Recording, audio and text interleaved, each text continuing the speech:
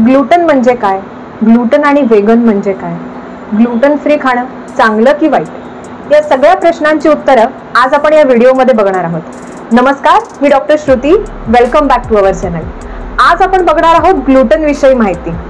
खूप ऐकतोय आपण ग्लुटन ग्लुटन ग्लुटनचं इतकं फॅड आहे, ग्लुटनचं इतकं ट्रेंड चालू आहे। तर हे ग्लुटन म्हणजे काय आणि कोणी खावं कोणी खाऊ नये, ग्लुटन खाल्ल्यापासून काय आजार होतात, काय त्रास होतात, ग्लुटन न खाण्याने काय त्रास होतात, या सगळ्या विषयी मी तुम्हाला आज माहिती देणार आहे। हा व्हिडिओ शेवटपर्यंत नक्की बघत राहा। माझ्या चॅनलला सबस्क्राइब केलं नसेल तर सबस्क्राइब करा आणि घंटीचं बटन दाबायला विसरू नका। येऊया आपण आपल्या पहिल्या प्रश्नाकडे, म्हणजे ग्लुटन म्हणजे काय। ग्लुटन इज अ प्रोटीन जे नॅचरली ग्रेन्स मध्ये प्रेझेंट असतं। कशात असतं तर व्हीट, बार्ली आणि राय म्हणजे गव्हामध्ये ग्लुटन असतं। कणिक खूप जास्ती वेळ मळल्यानंतर ती जी ताणली जाते ते म्हणजे ग्लुटन। मैदा जो ताणला जातो ते म्हणजे ग्लुटन। बेकरी पदार्थ बनवत असताना ते जे ताणले जातात ते म्हणजे ग्लुटन। ग्लुटन खाल्ल्याने फार कमी लोकांना त्याचे त्रास होतात। काय त्रास होतात तर ग्लुटन खाल्ल्याने स्टमक ब्लोटिंग म्हणजे गॅसेस होणं, ॲसिडिटी होणं, पोटात दुखणं, काही जणांना IBS म्हणजे इरिटेबल बाउल सिंड्रोम सारखे आजार होणं, तर अगदी रेअर लोकांना सिलिएक डिसीज जो ऑटोइम्युन डिसऑर्डर आहे ते देखील ग्लुटनमुळे होतात।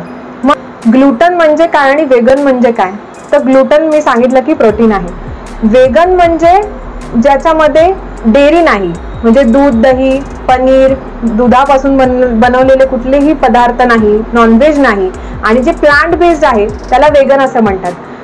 ग्लुटन फ्री असण्यासाठी सगळ्यांनी त्या फॅडला फॉलो केलं पाहिजे का, तर नाही।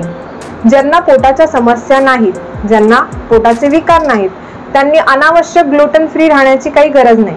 पण तुम्हाला तशी काही लक्षणं दिसत असतील, सेन्सिटिव्हिटी ऑफ स्टमक दिसत असेल, तशा काही तक्रारी दिसत असतील, तर थोडा वेळ ग्लुटन फ्री राहण्यास काहीच हरकत नाही। ग्लुटन सोडल्यामुळे तुम्ही व्हीट कमी खाता, म्हणजे गहू कमी खाता, जे पौष्टिक पदार्थ आहेत ते कमी खाता, मग त्याला तुम्ही काहीतरी उगाचच ऑप्शन शोधता, तुमचं सोशल ॲक्टिव्हिटीज कमी होता। महत्त्वाची गोष्ट म्हणजे 2017चा एक रिसर्च आहे, अनावश्यक ज्या लोकांनी ग्लुटन फ्री राहण्याचा प्रयत्न केला त्यांना हार्ट डिसीजेस, हार्ट रिस्क खूप जास्ती आहे। तर आपण सुद्धा अनावश्यक ग्लुटन फ्री राहण्याची काहीच गरज नाही। अँड इन माय ओपिनियन, जर आपल्याला ग्लुटन फ्री राहायचंच असेल तर त्याच्यासाठी फक्त थोडा काळ प्रयत्न करू शकतो, 15 दिवस, 1 महिना। आपल्याला तसं जमतंय का, आपल्यामध्ये, आपल्या बॉडीमध्ये आपल्याला काय चेंजेस वाटत आहेत, पॉझिटिव्ह चेंजेस वाटत आहेत की नेगेटिव्ह चेंजेस वाटत आहेत, त्यानुसार आपण ग्लुटन हे फॅड फॉलो करायचं की नाही हे ठरवू शकतो। होप तुम्हाला माझा हा व्हिडिओ आवडला असेल। शेवटपर्यंत पाहिल्याबद्दल खूप खूप आभार। भेटूया पुन्हा पुढच्या व्हिडिओमध्ये, तोपर्यंत नमस्कार।